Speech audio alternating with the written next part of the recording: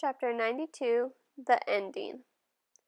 The play was so amazing, I don't want to give away the ending, but it's the kind of ending that makes people in the audience teary.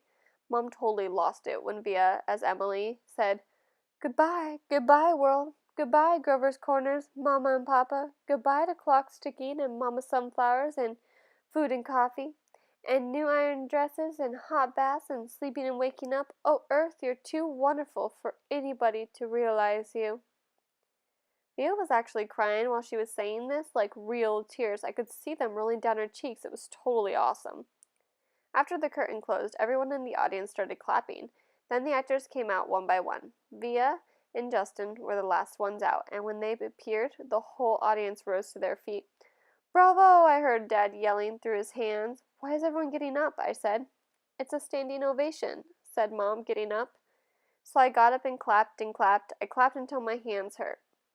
For a second, I imagined how cool it would be to be Via and Justin right then, having all of these people standing up and cheering for them. I think there should be a rule that everyone in the world should get a standing ovation at least once in their lives. After, I don't know how many minutes, the line of actors on stage stepped back and the curtain closed in front of them. The clapping stopped and the lights went up and the audience started getting up to leave. Me and Mom and Dad made our way to the backstage. Crowds of people were congratulating the performers surrounding them, patting them on the back.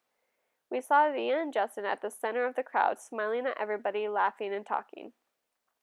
"Via!" shouted Dad, waving as he made his way through the crowd. When he got close enough, he hugged her and lifted her off the floor a little. "You were amazing, sweetheart." "Oh my God, Via!" Mom was screaming with excitement. "Oh my God, oh my God!" She was hugging Via so hard I thought Via would suffocate, but Via was laughing. "You were brilliant," said Dad. "Brilliant," said Mom, kind of nodding and shaking her head at the same time. "And you, Justin?" said Dad, shaking Justin's hand and giving him a hug at the same time. "You were fantastic."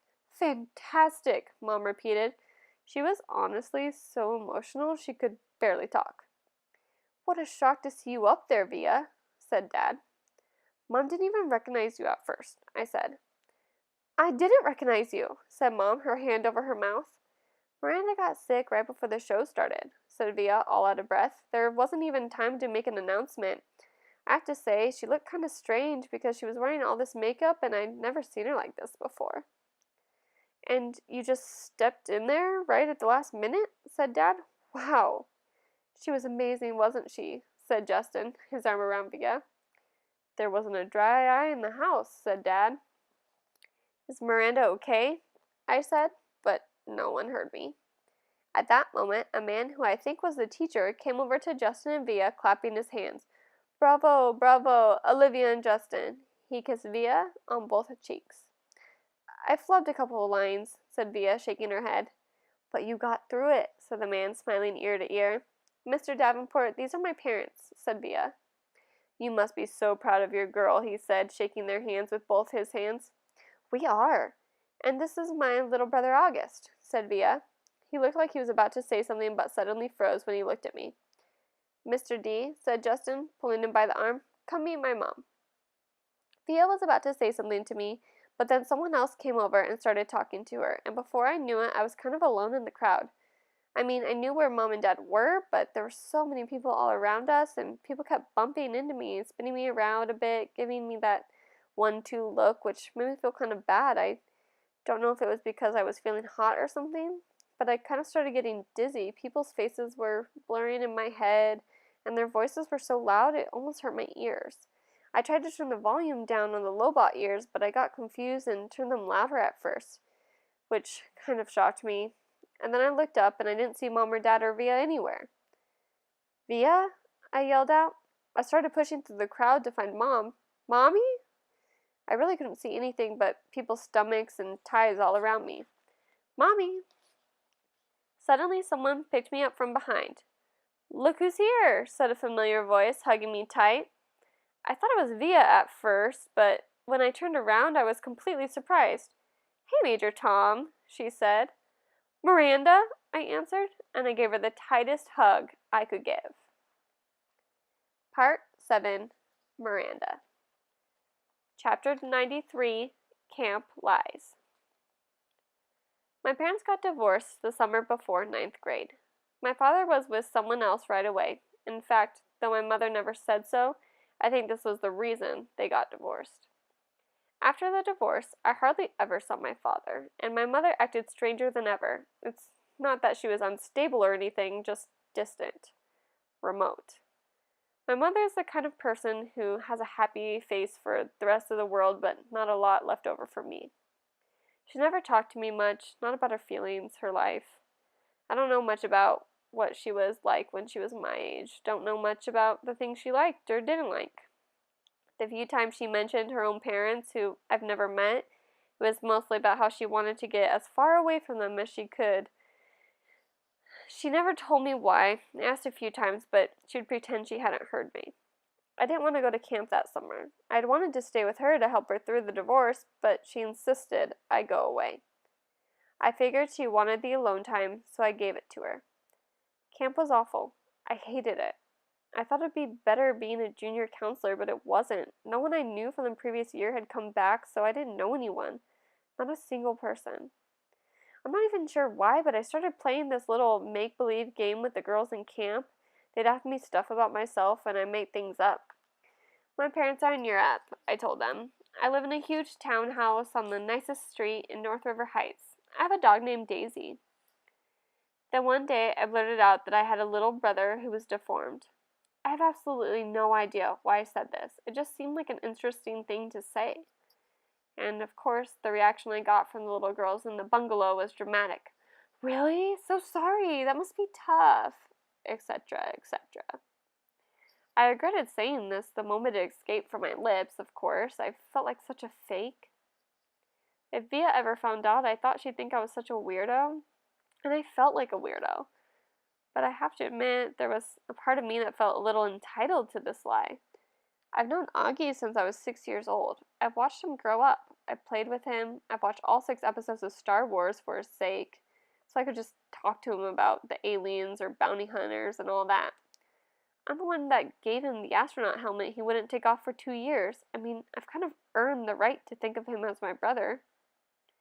And the strangest thing is that these lies I told, these fictions, did wonders for my popularity. The other junior counselors heard it from the campers, and they were all over it. Never in my life have I ever been considered one of the popular girls in anything, but that summer in camp, for whatever reason, I was the girl everybody wanted to hang out with. Even the girls in Bungalow 32 were totally into me. These were the girls that at the top of the food chain. They said they liked my hair, though it changed. They said they liked the way I did my makeup, though they changed that too. They showed me how to turn my t-shirts into halter tops. We smoked. We snuck out late at night and took the path through the woods to the boys' camp. We hung out with boys. When I got home from camp, I called Ella right away to make plans with her. I don't know why I didn't call Via. I guess I just didn't feel like talking to her about stuff. She would have asked me about my parents, about camp. Ella never really asked me about things. She was an easier friend to have in that way. She wasn't serious like Via. She was fun. She thought it was cool when I dyed my hair pink. She wanted to hear about all those trips through the woods late at night. Chapter 94, School.